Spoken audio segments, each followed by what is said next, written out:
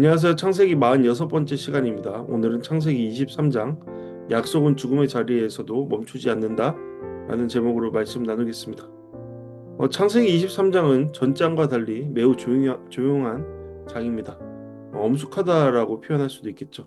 기적도 없고 환상도 없고 하나님의 직접적인 음성도 없습니다. 그러나 이 장은 믿음의 역사에서 매우 중요한 장면을 다루고 있습니다. 아브라함의 아내 사라의 죽음, 그리고 막벨라 굴의 구입입니다. 약속의 땅에서 아브라함이 처음으로 소유하게 되는 땅이 등장하는 장이 바로 여기인데요. 어, 그런데 흥미로운 것은 이 땅이 삶을 위한 터전, 그것을 위한 소유가 아니라 죽음을 위한 소유, 땅이라는 겁니다. 왜 하나님은 약속의 성취를 이런 방식으로 시작하게 하셨을까요? 왜 하나님께서는 가나안 땅을 소유케 하신다라는 그런 약속을 이렇게 시작하셨을까? 우리는 생각해 보게 됩니다. 네, 이 말씀을 통해서 한번 생각해 보죠. 말씀의 기록과 같이 사라는 127세를 살고 죽습니다. 성경의 기록은 간단하지만 그 무게는 가볍지 않죠. 사라는 단지 아브라함의 아내만이 아니었습니다. 약속의 여인이었습니다. 하나님께서 그녀 이름을 바꾸어 주셨고 불가능 속에서도 이삭을 낳게 하셨습니다. 그리고 우승을 경험케 하셨습니다. 아브라함의 이야기 속에서 사라의 역할 또한 매우 중요하다라고 볼 수 있죠. 그런 사라가 죽었습니다. 아브라함은 그러함으로 슬퍼하며 울었습니다. 미안한 마음도 많았겠죠. 그 과정 속에서 우리 다 알고 있잖아요. 우리는 이 장면에서 아브라함의 심정을 바라보면서 그리고 믿음의 조상이라는 아브라함을 바라보면서 믿음이 깊은 사람도 이럴 때 깊이 슬퍼한다, 상실에 빠진다. 약속을 받은 사람 또한 이런 모습을 취한다. 그것이 인간적이다라는 것을 알게 됩니다. 믿음이 있다고 해서 눈물이 없는 것이 아닙니다. 믿음이 없다고 해서 헤어짐의 슬픔이 없는 것이 아닙니다. 믿음은 오히려 눈물 속에서도 무너지지 않도록 하는 것입니다. 왜 그럴까요? 우리의 믿음은 하늘을 향해 있기 때문이겠죠. 우리의 믿음은 하늘나라에서도 그 이별을 다시금 새롭게 할 수 있다라는 그런 확신이 있기 때문일 겁니다. 그것이 어쩌면 우리 기독교인들의 소망이자 가장 큰 힘이 아닐까 생각해 봅니다. 그럼에도 불구하고 사랑하는 이의 떠남은 너무나 괴롭고 고통스럽고 슬픈 것입니다. 그리고 그 고통을 회복하기 위해 많은 시간을 보내는 것이죠. 큰 슬픔에 빠진 아브라함은 그럼에도 불구하고 아내 사라의 마지막을 잘 섬겨 주려 합니다. 아브라함은 헷 족속을 찾아가서 그들 앞에서 이렇게 말합니다. 나는 당신들 가운데 나그네요 거류하는 자입니다. 아브라함의 이 고백은 매우 중요하죠. 하나님은 이미 여러 번 가나안 땅을 그와 그의 자손에게 주시겠다라고 약속하셨습니다. 그럼에도 불구하고 노인인 아브라함에게 자신의 땅이라고 주어진 것은 아무것도 지금 없습니다.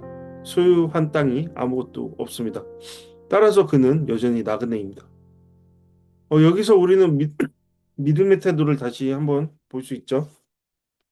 믿음은 약속을 붙들지만 현실을 왜곡하지 않습니다. 믿음은 미래를 바라보지만 현실을 부정하지 않죠. 예. 아브라함에게 있어서 현재는 아무것도 소유하고 있지 않다라는 겁니다. 그럼에도 불구하고 그의 믿음은 소유하고 있죠. 하나님께서 반드시 그 땅을 주실 것이다라는 것을요.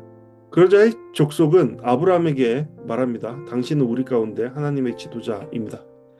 아브라함은 자신을 나그네라고 표현했지만 세상은 그를 존귀한 자로 보고 있는 겁니다. 믿음은 사람을 스스로 높이지 않습니다. 그러나 그의 삶을 통해서 드러나는 것이죠. 여기서 중요한 점은 아브라함이 세상과 적대적으로 관계하지 않았다라는 것이죠. 그는 정직했고 그들을 존중했고 질서를 지켰습니다. 그럴 때 헷 족속은 땅을 그냥 알아서 사용하라고 합니다. 네. 당신은 우리의 지도자이니까요. 하나님께서 세우신 지도자이니까요. 그러나 아브라함은 거절을 하죠. 아브라함은 에브론에게 은 400세겔을 지불합니다. 네, 많은 양의 돈이었죠. 왜 굳이 이러한 값을 치르려 했을까요? 그냥 가져가라고 하는데도 말이죠. 이것은 단순한 거래가 아니기 때문이죠. 이것은 신앙의 선언이기 때문입니다. 나는 이 땅을 약속으로 받았고 나는 이 땅을 책임 있게 소유하겠다라는 것이죠. 아브라함은 약속을 값싸게 소비하지 않았습니다. 아브라함은 약속을 책임 있게 붙들었습니다. 그러니 믿음은 값싼 감정이 아닙니다. 믿음은 결단이고 책임이다라고 말할 수 있는 것입니다. 결국 막벨라 굴은 법적으로 아브라함의 소유가 됩니다. 창세기 23장은 반복해서 확정되었다라는 표현을 사용하는데요. 이것은 공식적인 소유권 이전을 강조하는 겁니다. 그러나 그 땅은 집이 아닙니다. 무덤입니다. 하나님이 약속하신 땅의 첫 소유가 무덤이라는 사실은 깊은 의미를 갖습니다. 약속은 죽음으로 끝나지 않습니다. 약속은 죽음을 통과하여서 완성되는 것이죠. 우리의 약속도 마찬가지죠. 우리의 약속은 우리의 죽음으로 끝나는 것이 아닙니다. 우리의 약속은 죽음을 통과하여 완성되는 것이죠. 따라서 사라의 죽음은 약속의 실패라고 볼 수 없는 겁니다. 약속이 더 깊어지는 자리 혹은 시작이라고 볼 수 있는 것이죠. 훗날 아브라함도 이삭도 야곱도 이곳에 묻히게 됩니다. 막벨라 굴은 단순한 무덤이 아니라 약속을 기다리는 자리가 되는 것입니다. 창세기 23장은 슬픔으로 시작하지만 희망으로 끝이 난다라고 볼 수 있겠죠. 사라는 죽었습니다. 그러나 약속은 죽지 않았습니다. 아브라함은 무덤을 삽니다. 그러나 그것은 단순한 무덤이 아니라 약속의 씨앗이었습니다. 믿음은 눈물 속에서도 하나님의 약속을 놓지 않는 것입니다. 그리고 하나님은 우리의 상실 속에서도 약속을 이뤄 가시는 분이십니다. 네, 이 시간과 같이 오늘 말씀을 통해서 묵상과 종교 함께 하시겠습니다. 첫 번째 질문입니다. 나는 상실의 자리에서 어떻게 반응하고 있는가? 아브라함은 충분히 울었습니다. 그러나 거기에서 머물지 않았죠. 나는 슬픔 속에서 하나님을 향해 일어나는가? 아니면 감동 속에 그저 머물러 있는가? 돌아보기를 바랍니다. 두 번째로 나는 약속과 현실 사이의 간격을 어떻게 견디고 있는가 생각해 볼 수 있죠. 아브라함은 약속을 받았지만 한 평의 땅도 없었습니다. 그럼에도 그는 떠나지 않았습니다. 나는 보이지 않는 약속보다 보이는 현실에 더 흔들리고 있지는 않은지 생각해 봐야 하겠죠. 세 번째로 나는 빌려 쓰는 은혜가 아니라 붙드는 믿음을 선택하고 있는가 생각해 볼 수 있습니다. 헷 족속은 무덤을 그냥 주겠다고 했습니다. 그러나 아브라함은 정가를 지불하죠. 분명한 책임을 분명히 합니다. 믿음은 공짜가 아닙니다. 책임입니다. 그리고 확신 있는 선택입니다. 나는 하나님의 약속을 책임 있게 붙들고 있는가를 묻는 것이죠. 어떻습니까? 네, 이 시간 다 같이 함께 기도하기 원합니다. 첫 번째로 상실 속에서도 믿음을 잃지 않게 하소서. 눈물은 흘리되 절망에 머물지 않게 하시고 슬픔 속에서도 하나님의 약속을 붙드는 담대한 믿음을 주시옵소서.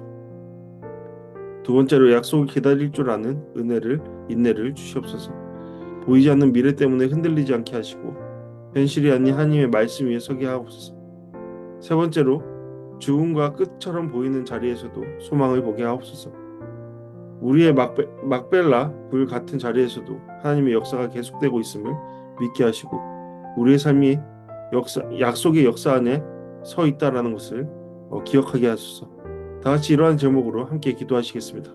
네, 감사합니다. 다음 시간에 또 뵙도록 하겠습니다.